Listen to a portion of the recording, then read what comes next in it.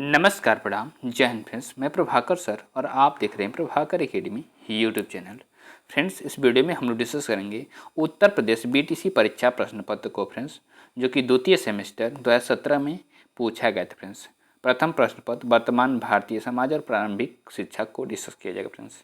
ये वीडियो आपके लिए बहुत ही हेल्पफुल होने वाली है फ्रेंड्स, अगर आप एग्जामिनेशन देने जा रहे हैं बीटीसी सेकेंड सेमेस्टर का, जो कि मार्च में होने वाला है फ्रेंड्स। इसलिए वीडियो को स्किप न करते हुए पूरा देखिएगा और चैनल पे पहली बार विजिट करें, चैनल सब्सक्राइब करते हुए बेल आइकन को प्रेस कर लीजिएगा फ्रेंड्स, जिससे कि आपके पास लेटेस्ट अपडेट पहुंचती रहे फ्रेंड्स। इसके पहले भी वीडियो प्रोवाइड कराए गए हैं प्रीवियस ईयर क्वेश्चन के 2016 के।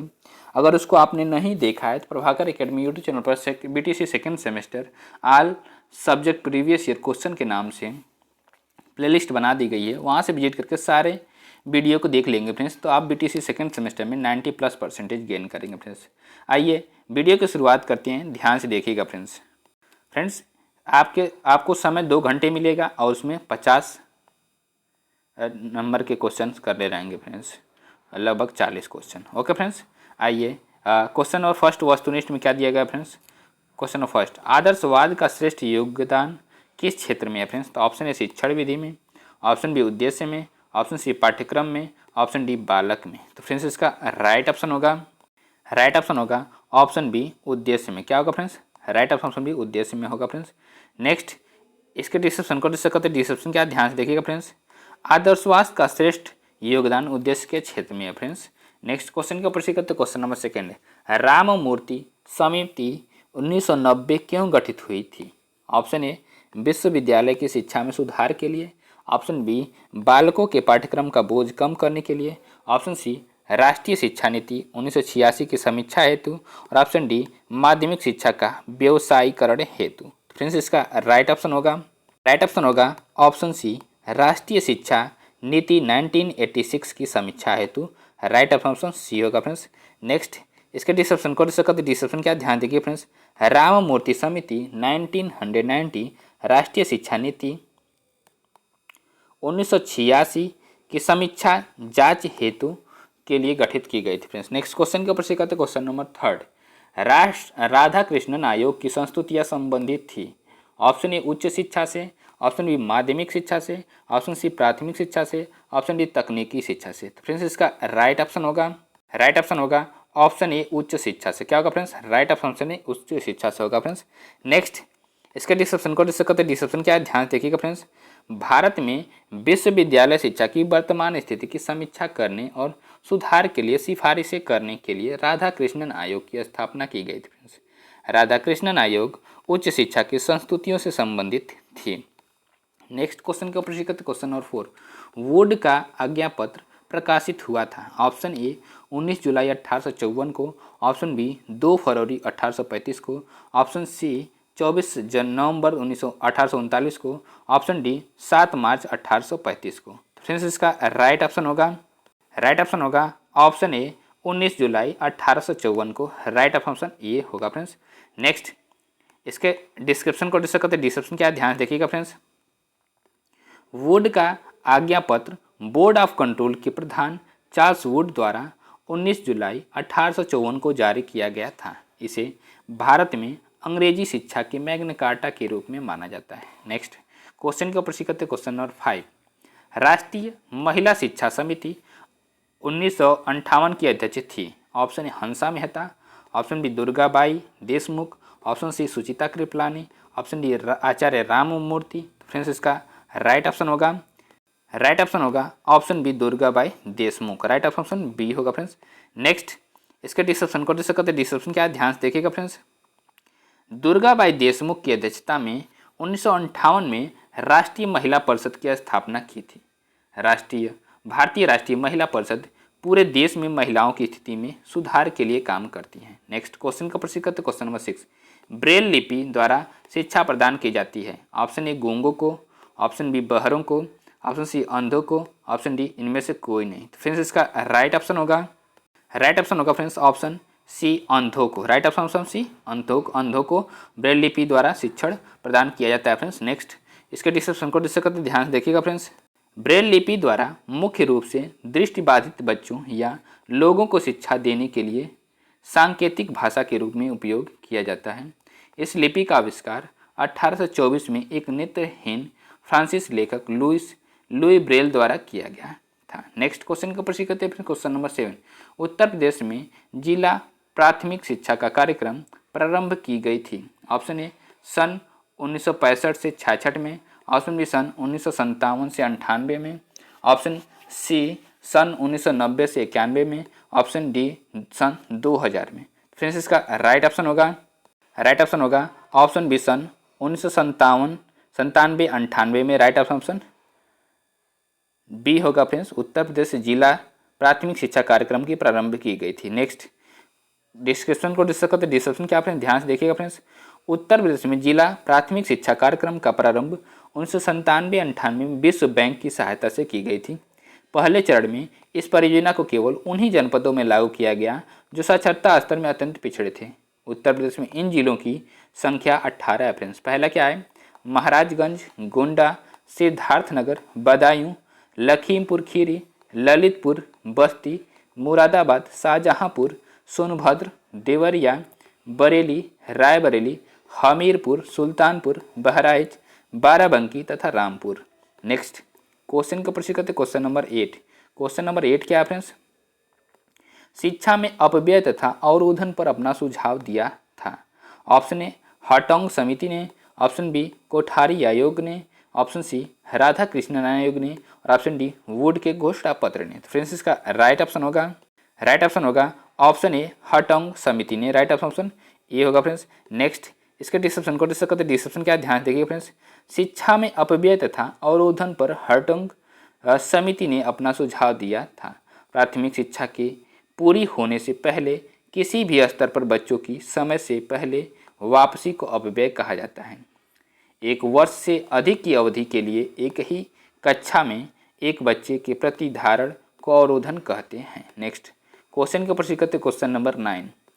राष्ट्रीय शैक्षिक अनुसंधान एवं प्रशिक्षण परिषद का मुख्यालय स्थित है। ऑप्शन ए भुवनेश्वर में, ऑप्शन बी नई दिल्ली में, ऑप्शन सी कलकत्ता में, ऑप्शन डी मद्रास में। तो फ्रेंड्स इसका राइट ऑप्शन होगा ऑप्शन बी नई दिल्ली में। राइट ऑप्शन बी नई दिल्ली में। नेक्स्ट इसके डिस्क्रिप्शन को डिस्कस करते। डिस्क्रिप्शन क्या ध्यान देखिएगा फ्रेंड्स। राष्ट्रीय शैक्षिक अनुसंधान और प्रशिक्षण परिषद NCERT वर्ष 1961 में भारत सरकार द्वारा गठित एक स्वायत्त संगठन है जो कि स्कूली शिक्षा से संबंधित मामलों पर केंद्र सरकार और राज्य सरकार को सहायता प्रदान करने तथा उन्हें सुझाव देने का कार्य करती है। इसका मुख्यालय नई दिल्ली में है, जबकि इसकी कई घटक इकाइयां देश के अन्य हिस्सों में स्थापित हैं। नेक्स्ट क्वेश्चन का प्रश्न करते ध्यान देखिएगा फ्रेंड्स। नेक्स्ट क्वेश्चन क्या फ्रेंड्स? Question number 10। बेसिक शिक्षा अधिनियम पारित हुआ है। ऑप्शन ए सन 1972 में, ऑप्शन बी सन 1945 में, ऑप्शन सी सन 1985 में और ऑप्शन डी सन 1980 में। तो फ्रेंड्स इसका राइट ऑप्शन होगा ऑप्शन ए सन 1972 में। राइट ऑप्शन ए होगा फ्रेंड्स। नेक्स्ट इसके डिस्क्रिप्शन को डिस्कस करते। डिस्क्रिप्शन क्या ध्यान देखिएगा फ्रेंड्स। उत्तर प्रदेश सरकार द्वारा बेसिक शिक्षा अधिनियम वर्ष 1972 में उत्तर प्रदेश अधिनियम 34 के अंतर्गत पारित किया गया।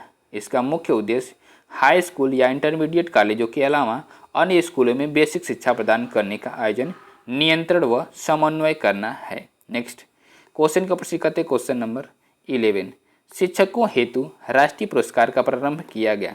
ऑप्शन ए सन 1958 में, ऑप्शन बी सन 1980 में, ऑप्शन सी सन 2001 में, ऑप्शन डी सन 1985 में। तो फ्रेंड्स इसका राइट ऑप्शन होगा ऑप्शन ए सन 1958 में। राइट ऑप्शन ए होगा फ्रेंड्स। नेक्स्ट इसके डिस्क्रिप्शन को डिस्कस करते। डिस्क्रिप्शन क्या ध्यान देखिए फ्रेंड्स। राष्ट्रीय शिक्षक पुरस्कार प्रथम बार 1958 में युवा मन के साथ साथ उनके भविष्य को आकार देने में शिक्षकों की उत्कृष्टता और प्रतिबद्धता को पहचानने के लिए शुरू किए गए थे। नेक्स्ट क्वेश्चन का प्रश्न करते क्वेश्चन नंबर 12। बच्चों के लिए निःशुल्क एवं अनिवार्य शिक्षा का प्रावधान संविधान की जिस धारा में किया जाए वह है। ऑप्शन ए धारा 25 में, ऑप्शन बी धारा 23 में, ऑप्शन सी धारा 45 में, ऑप्शन डी धारा 35 में। तो फ्रेंड्स इसका राइट ऑप्शन होगा ऑप्शन सी धारा 45 में। क्या होगा फ्रेंड्स? राइट ऑप्शन सी धारा 45 में प्रावधान किया गया है फ्रेंड्स। नेक्स्ट इसके डिस्क्रिप्शन को डिस्कस करते हैं। डिस्क्रिप्शन क्या ध्यान देखिएगा फ्रेंड्स। राज्य नीति निदेशक तत्व डीपीएसपी के अंतर्गत अनुच्छेद 45 तथा मूल अधिकार के अंतर्गत अनुच्छेद 21A में बच्चों के लिए निःशुल्क एवं अनिवार्य शिक्षा का प्रावधान किया गया है। नेक्स्ट क्वेश्चन का प्रश्न करते क्वेश्चन नंबर 13, वैदिक कालीन शिक्षा संबंधित है। ऑप्शन ए रामायण से, ऑप्शन बी वेदों से, ऑप्शन सी कुरान से, ऑप्शन डी बाइबिल से। तो फ्रेंड्स इसका राइट ऑप्शन होगा ऑप्शन बी वेदों से। क्या होगा फ्रेंड्स? राइट ऑप्शन बी वेदों से होगा फ्रेंड्स। नेक्स्ट इसका डिस्क्रिप्शन को देख सकते हैं। डिस्क्रिप्शन क्या ध्यान देखिएगा फ्रेंड्स। वैदिक कालीन शिक्षा वेदों से संबंधित है, जिसमें गुरुओं द्वारा शिष्यों को गुरुकुलों में वेदों के मंत्रों एवं सूक्तियों को कंठस्थ कराया जाता था। नेक्स्ट क्वेश्चन के ऊपर सीखते हैं। क्वेश्चन नंबर 14, किंडर गार्डन प्रणाली के जन्मदाता कहे जाते हैं। Option A Froebel, option B Montessori, option C Rousseau, option D Herbart. तो फ्रेंड्स इसका राइट ऑप्शन होगा ऑप्शन ए फ्रॉबेल। कौन? राइट ऑप्शन ए फ्रॉबेल कहे जाते हैं फ्रेंड्स। नेक्स्ट इसका डिस्क्रिप्शन को डिस्कस करते हैं। डिस्क्रिप्शन क्या है ध्यान देखिए फ्रेंड्स। किंडर गार्डन प्रणाली को इस विचार से तैयार किया गया था कि बच्चे खेल के माध्यम से सबसे अच्छी तरह से सीखते हैं। इस पद्धति का विकास जर्मन शिक्षाविद फ्रेडरिक फ्रॉबेल द्वारा किया गया।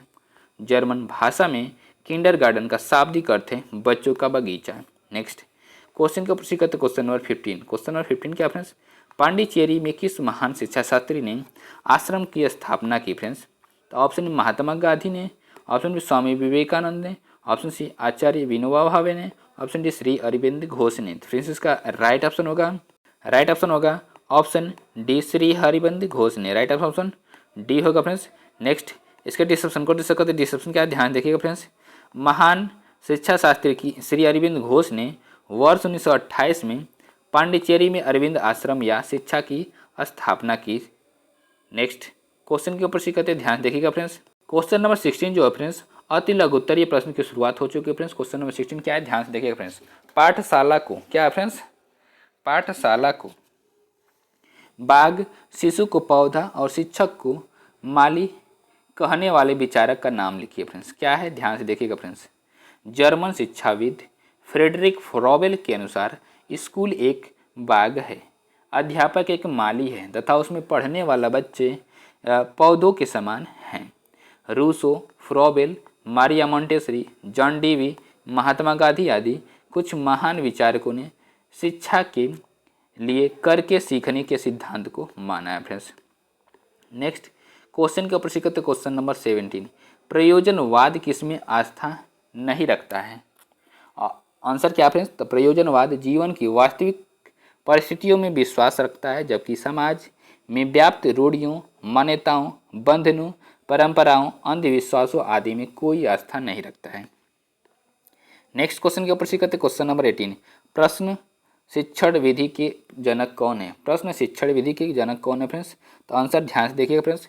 यूनानी दार्शनिक एवं शिक्षाविद सुकरात को प्रश्न शिक्षण विधि का जनक माना जाता है। उनका विचार था कि विचारशील प्रश्न के अनुशासित अभ्यास ने छात्र को तार्किक रूप से विचारों की जांच करने और उन विचारों की वैधता निर्धारित करने में सक्षम बनाया है फ्रेंड्स। नेक्स्ट क्वेश्चन के ऊपर करते क्वेश्चन नंबर 19। प्रकृतिवाद को दूसरे किस नाम से जाना जाता है फ्रेंड्स? तो ध्यान से देखिएगा फ्रेंड्स। आंसर क्या है? प्रकृतिवाद को भौतिकवाद के अन्य नाम से जाना जाता है।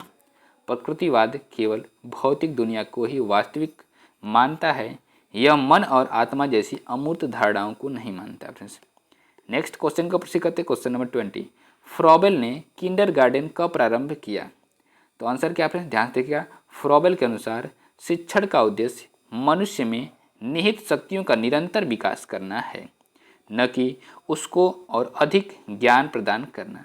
फ्रॉबेल ने वर्ष 1805 में शिक्षण कार्य आरंभ किया और 1839 में उन्होंने एक विद्यालय खोला जिनका नाम उन्होंने बालोद्यान अथवा किंडरगार्टन रखा। वे कहते हैं कि हमें अपने बच्चों के लिए जीवित रहना चाहिए। नेक्स्ट क्वेश्चन के ऊपर सीखते क्वेश्चन नंबर 21। समाज के प्रमुख कार्य लिखिए फ्रेंड्स। समाज के प्रमुख कार्य क्या है? ध्यान देखिए फ्रेंड्स। बच्चों के शिक्षा के लिए अनुकूल माहौल देना फर्स्ट। सेकंड क्या फ्रेंड्स? बच्चों के लिए शिक्षा संस्थानों की स्थापना करना। और थर्ड क्या है? संस्था के सुचारू रूप से संचालन के लिए वित्तीय सहायता प्रदान करना। फोर्थ, बच्चों को नैतिक जानकारी प्रदान करना फ्रेंड्स। नेक्स्ट क्वेश्चन के ऊपर से करते क्वेश्चन नंबर 22। मूल्य का अर्थ लिखिए फ्रेंड्स। मूल्य क्या फ्रेंड्स? मूल्य समाज द्वारा मान्यता प्राप्त इच्छाएं और लक्ष्य हैं जिन्हें सीखने या समाजीकरण की प्रक्रिया के माध्यम से आंतरित किया जाता है। विभिन्न परिभाषाएं क्या फ्रेंड्स? तो ध्यान से देखिएगा फ्रेंड्स। मूल्य वे वस्तुएं हैं जिनका सामाजिक रूप समूह से के सदस्यों के लिए कुछ अर्थ तथा और तथ्य होते हैं। थॉमस और जैनिकी के अनुसार फ्रेंड्स, मूल्य वह महत्व है जो हम किसी एक वस्तु का उसी वर्ग की अन्य वस्तु की तुलना में हम देते हैं। वारेन एच के अकॉर्डिंग फ्रेंड्स। नेक्स्ट पॉइंट क्या ध्यान देखिएगा फ्रेंड्स। नेक्स्ट क्वेश्चन क्या फ्रेंड्स? Question number 23। बाल अपराध के प्रमुख बिंदु कितने प्रकार के होते हैं फ्रेंड्स? आंसर क्या फ्रेंड्स? बाल अपराध के निम्नलिखित प्रमुख बिंदु फ्रेंड्स, गरीबी, नेक्स्ट क्या भूखमरी, थर्ड अशिक्षा, फोर्थ जागरूकता, फिफ्थ सामाजिक वातावरण, सिक्स्थ मानसिक महत्वाकांक्षा। और उसके बाद नेक्स्ट क्वेश्चन के ऊपर करते friends question number 24। Calcutta Madrasa किस सन में खुला था फ्रेंड्स? आंसर क्या है? ध्यान देखिए फ्रेंड्स। वर्ष 1781 में प्रथम governor general Lord Warren Hasting ने कोलकाता में मदरसा की स्थापना की। इस मदरसे में फारसी, अरबी तथा मुस्लिम कानून को पढ़ाया जाता था और इससे पढ़े लोग ब्रिटिश शासन में दुभाषीय के रूप में काम करते थे। नेक्स्ट क्वेश्चन के ऊपर करते हैं friends question number 25। Banaras Sanskrit college कब और किसके द्वारा प्रारंभ किया गया है? आंसर क्या फ्रेंड्स? ध्यान देखिए फ्रेंड्स। वर्तमान भारतीय समाज एवं प्रारंभिक शिक्षा बनारस संस्कृत कॉलेज की स्थापना बनारस संस्कृत कॉलेज की स्थापना वर्ष 1791 में जोनाथन डंकन के द्वारा किया गया था और इस कॉलेज की स्थापना करने का उद्देश्य हिंदू कानून और दर्शन शास्त्र का अध्ययन करना था। 1974 में संस्कृत कॉलेज का नाम बदल करके संपूर्णानंद संस्कृत विश्वविद्यालय कर दिया गया। बनारस संस्कृत कॉलेज की स्थापना करते समय जोनाथन डंकन बम्बई के राज्यपाल थे फ्रेंड्स। नेक्स्ट क्वेश्चन के ऊपर करते क्वेश्चन नंबर 26। क्या है फ्रेंड्स? मैकाले ने अपना विवरण कब प्रस्तुत किया फ्रेंड्स?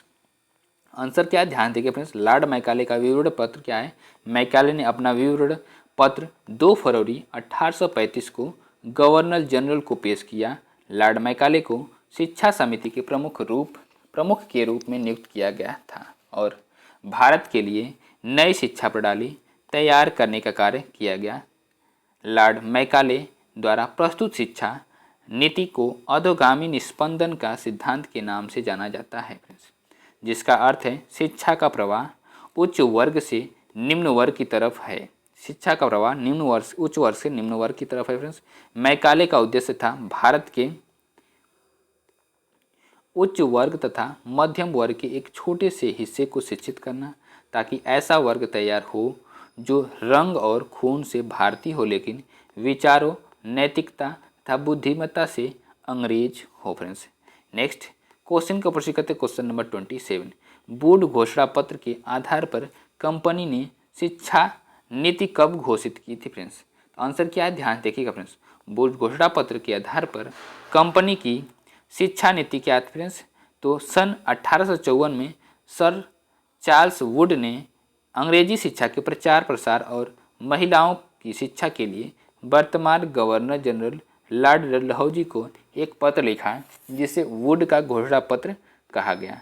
इस घोषणा पत्र का उद्देश्य था प्राथमिक विद्यालयों 1 से 5 तक की शिक्षा बालक की मातृभाषा में हो और उच्च शिक्षा विश्वविद्यालय की शिक्षा का माध्यम अंग्रेजी भाषा होना चाहिए।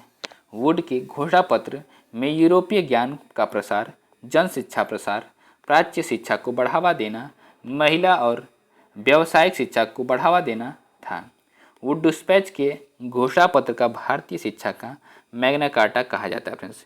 प्रारंभिक शिक्षा को बालक की मातृभाषा में देने की सुझाव सर्वप्रथम वुड डिस्पैच ने ही दिया है जो वर्तमान शिक्षा में नीति में लागू किया गया है फ्रेंड्स। नेक्स्ट क्वेश्चन के ऊपर करते ध्यान देखिएगा फ्रेंड्स। नेक्स्ट क्वेश्चन क्या है फ्रेंड्स? Question number 28। निरौपचारिक शिक्षा के विभिन्न साधनों में किस आयु वर्ग के लिए अधिक दबाव डाला गया फ्रेंड्स? तो निरौपचारिक शिक्षा के विभिन्न साधन क्या है फ्रेंड्स? शिक्षा के मुख्यतः 3 प्रकार है फ्रेंड्स। पहला औपचारिक शिक्षा, सेकंड अनौपचारिक शिक्षा, और थर्ड क्या फ्रेंड्स गैर गैर औपचारिक या निरौपचारिक शिक्षा। फ्रेंड्स निरौपचारिक शिक्षा के बारे में बात करते हैं फ्रेंड्स, तो निरौपचारिक शिक्षा अनौपचारिक शिक्षा की तरह पूर्ण रूपेण अनियंत्रित नहीं है, न ही औपचारिक शिक्षा की तरह पूर्ण रूपेण नियंत्रित है।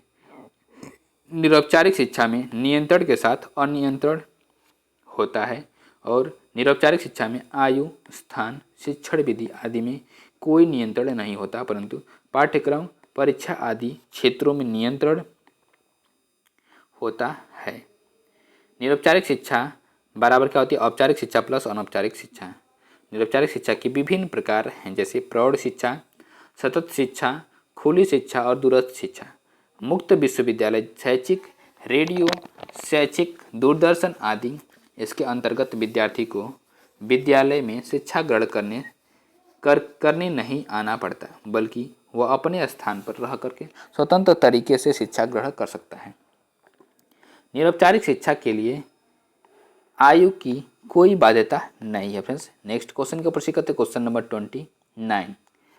शिक्षा के व्यक्तिक और सामाजिक उद्देश्यों का समन्वय आवश्यक है, क्योंकि शिक्षा व्यक्ति की खुशी और राज्य कल्याण के लिए है। यह कथन किसका है फ्रेंड्स?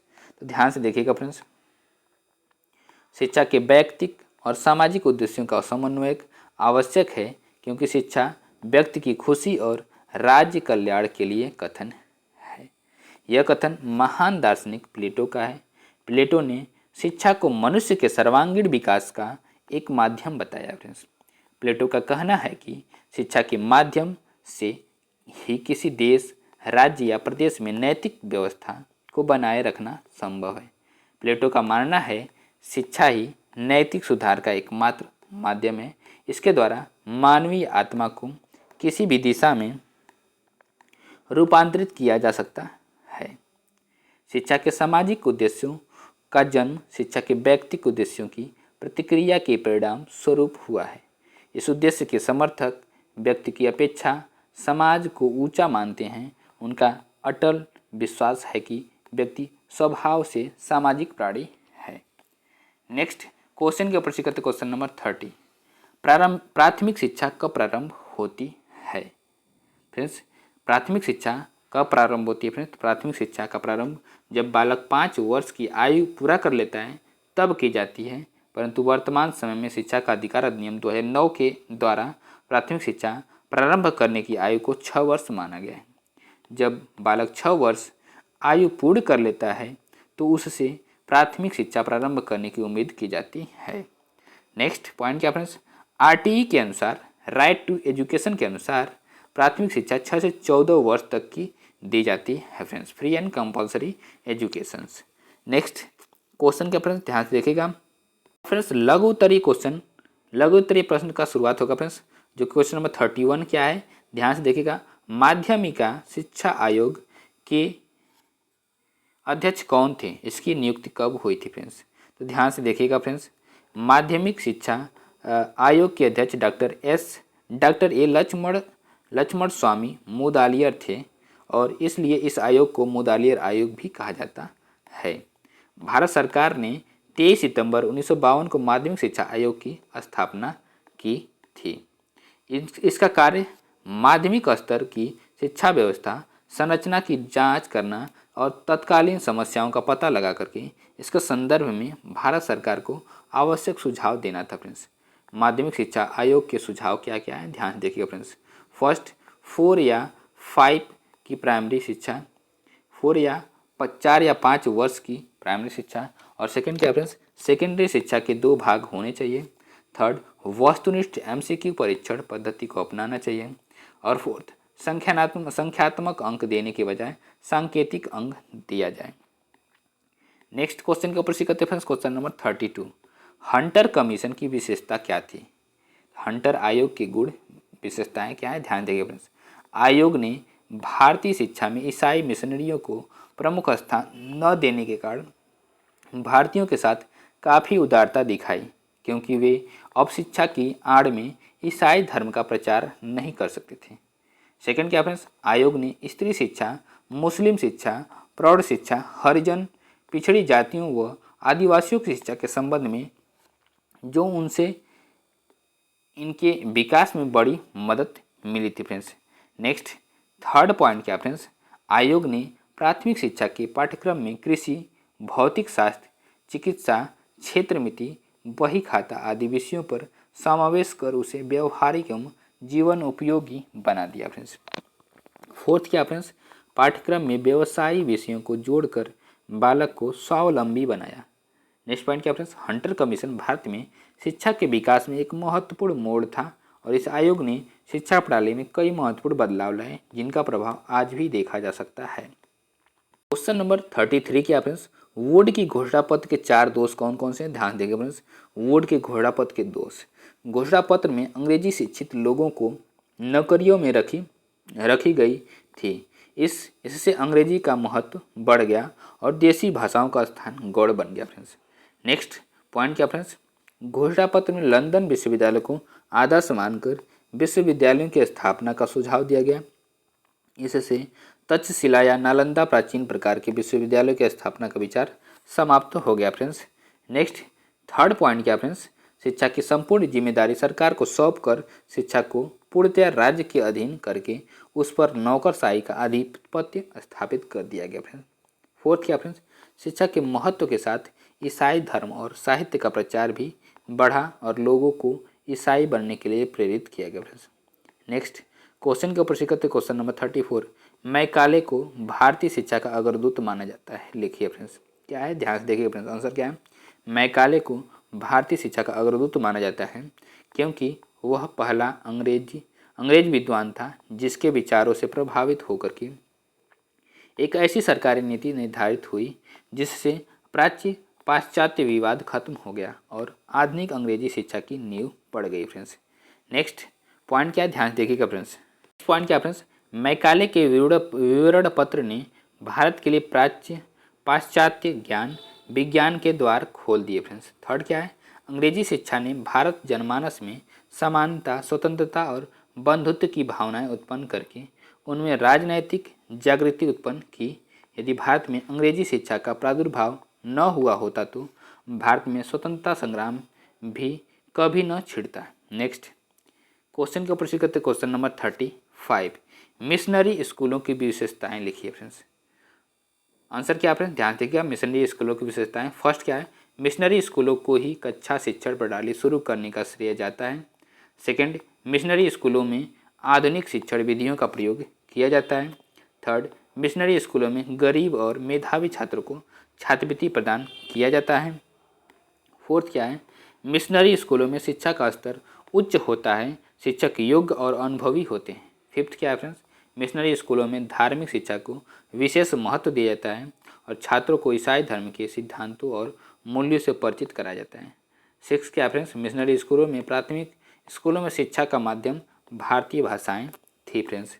नेक्स्ट क्वेश्चन को प्रश्न करते क्वेश्चन नंबर 36, सर्व शिक्षा अभियान के अंतर्गत 31 मार्च 2009 में कुल कितना खर्च हुआ फ्रेंड्स। समस्त छात्रों, आंसर क्या फ्रेंड्स, ध्यान देखिएगा, समस्त छात्रों को बुनियादी शिक्षा के दायरे में लाने हेतु प्रदेश में 86वें संवैधानिक संशोधन के तहत सन 2001-2 में सर्व शिक्षा अभियान की शुरुआत की गई थी। इस अधिनियम के अंतर्गत 31 मार्च 2009 तक सूबे में 13,328.79 करोड़ व्यय किए जा चुके थे और सर्व शिक्षा अभियान 9वीं पंचवर्षीय योजना 1997-2002 के तहत शुरू किया गया था। नेक्स्ट पॉइंट क्या फ्रेंड्स, 9वीं पंचवर्षीय योजना सामाजिक न्याय और समानता के साथ विकास के उद्देश्य से शुरू की गई थी। इसने कृषि विकास को भी प्राथमिकता दी। ऋण कार्यक्रमों का आयोजन सरकार की वित्तीय स्थिति को बढ़ाने पर जोर दिया गया था फ्रेंड्स।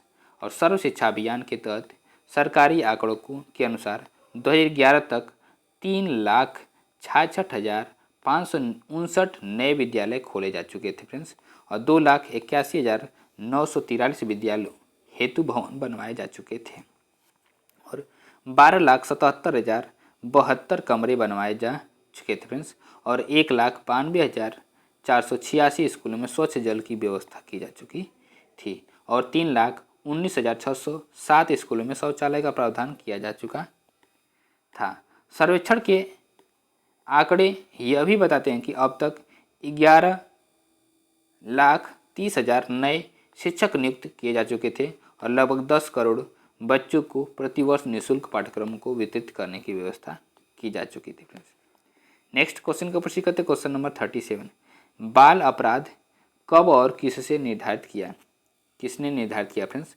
तो आंसर क्या फ्रेंड्स, ध्यान देखिए फ्रेंड्स, बाल अपराध दो शब्दों से मिलकर के बना है फ्रेंड्स, बाल प्लस अपराध, अतः बच्चों द्वारा किया जाने वाला अपराध ही बाल अपराध कहलाता है।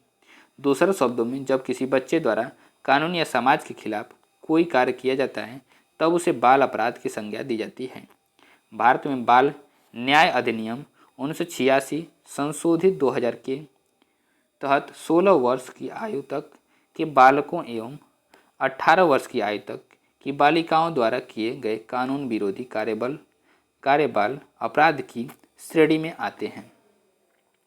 यह अलग बात है कि राज्य एवं देश के अनुसार बाल अपराधी की अधिकतम आयु सीमा भी अलग हो सकती है फ्रेंड्स। नेक्स्ट पॉइंट क्या, ध्यान देखिएगा। सन 1986 में बाल न्याय अधिनियम पारित किया गया जिसमें सारे देश में एक समान बाल अधिनियम लागू कर दिया गया फ्रेंड्स, परंतु राष्ट्र संघ के सदस्य देश के नाते भारत के लिए यह आवश्यक हो गया कि वह सितंबर 1965 में राष्ट्र संघ द्वारा किशोर न्याय प्रशासन हेतु पारित किए गए न्यूनतम मानक नियमों को स्वीकार करते हुए उनके अनुरूप अपनी किशोर न्याय व्यवस्था लागू करें फ्रेंड्स। नेक्स्ट क्वेश्चन क्या फ्रेंड्स, क्वेश्चन नंबर 38। राष्ट्रीय एकता प्राप्त करने हेतु साधन बताइए फ्रेंड्स। तो साधन क्या फ्रेंड्स, भारत में राष्ट्रीय एकता है। भारत जैसे देश में समाज के सभी वर्गों के बीच एकता बढ़ाने के लिए भारत में राष्ट्रीय एकता बहुत महत्वपूर्ण है फ्रेंड्स। भारत एक एकीकृत सामाजिक, आर्थिक और राजनीतिक संरचना वाला देश है। यह उन लोगों के एक समूह को दर्शाता है जिसमें एकता की भावना है, जो सामान्य इतिहास, समाज, संस्कृति और मूल्यों के आधार पर निर्मित है। एकता की यह भावना लोगों को एक राष्ट्र में बांधती है फ्रेंड्स। राष्ट्रीय एकता प्राप्त करने के निम्न साधन क्या क्या है, ध्यान देखिए फ्रेंड्स। सभी बालकों को देश के विभिन्न पहलुओं का ज्ञान कराया जाए। सेकंड क्या है, बालकों को स्वतंत्रता प्राप्ति के संबंध में प्रमुख घटनाओं का ज्ञान कराया जाए। और थर्ड क्या फ्रेंड्स, देश की विभिन्न जातियों तथा संप्रदायों में राष्ट्रीय एकता को विकसित करने वाली पढ़ाई लिखाई पर विशेष बल दिया जाए। फोर्थ क्या है, सामाजिक, सांस्कृतिक और आर्थिक मतभेदों या असमानताओं को कम करना या आपसी एकजुटता को मजबूत करना फ्रेंड्स। नेक्स्ट क्वेश्चन का प्रश्न करते हैं, क्वेश्चन नंबर 39। अंतर्राष्ट्रीय एकता बनाने में अध्यापक की भूमिका क्या होती है फ्रेंड्स? तो अंतर्राष्ट्रीय एकता बनाने में अध्यापक की भूमिका, सच ही कहा गया है कि राष्ट्र को शक्तिशाली व पूर्ण आत्मनिर्भर बनाने के लिए राष्ट्रीयता एवं अंतर्राष्ट्रीयता की भावना अति आवश्यक है, परंतु यह राष्ट्रीयता की भावना केवल शिक्षा के माध्यम से ही संभव है। शिक्षा के क्षेत्र में महत्वपूर्ण भूमिका अदा करता है। राष्ट्रीय एवं अंतर्राष्ट्रीय भावना को जागृत करने के लिए शिक्षा के अध्यापक निम्नलिखित भूमिका निभाते हैं फ्रेंड्स। पूर्ण आस्था क्या फ्रेंड्स, अध्यापक की भावनात्मक व राष्ट्रीय अंतर्राष्ट्रीय एकता के लिए विचार एवं दर्शन में पूर्ण आस्था होनी चाहिए, तभी अपने विद्यार्थियों में इस भावना का विकास कर सकता है। अध्यापक ही इस भावना को बच्चों में विकसित कर सकता है। नेक्स्ट क्या फ्रेंड्स, राष्ट्रीय एवं अंतर्राष्ट्रीय मूल्यों का विकास। अध्यापक का जीवन अच्छे मूल्यों पर आधारित होता है, वही अच्छा अध्यापक कहलाता है। जिसमें अच्छे मूल्य होते हैं और वही विद्यार्थियों में मूल्यों का विकास करके राष्ट्रीय अंतर्राष्ट्रीय एकता की भावना का विकास करता है फ्रेंड्स। नेक्स्ट थर्ड पॉइंट क्या फ्रेंड्स, उचित वातावरण तैयार करना फ्रेंड्स। अध्यापक स्कूल में एक अच्छा व उचित वातावरण तैयार करता है जिसमें विद्यार्थियों में प्रेम व देशभक्ति विकसित होती है तथा घृणा व कुदृष्टिकोण की समाप्ति होती है फ्रेंड्स। फोर्थ क्या फ्रेंड्स, नैतिक कर्तव्य। एक अध्यापक अपने विद्यार्थियों को नैतिक कर्तव्यों का पाठ पढ़ाता है जिसके माध्यम से वह विद्यार्थियों के दिलों में देशभक्ति व देश प्रेम का दीपक जलाता है फ्रेंड्स। नेक्स्ट क्या है, सामाजिक कुरीतियों का विरोध।